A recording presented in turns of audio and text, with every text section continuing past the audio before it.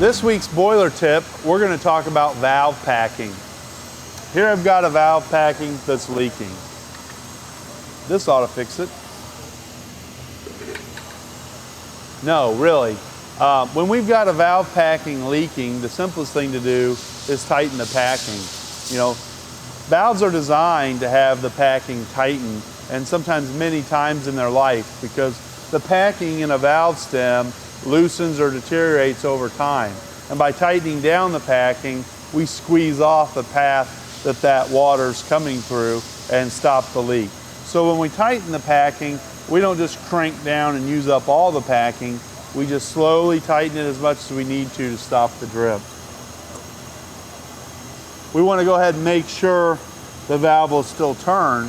If we over tighten the packing, we're going to tighten it up too much, make the valve difficult to operate. But just an eighth or quarter turn on the packing will usually stop that leak if we do it in a timely fashion.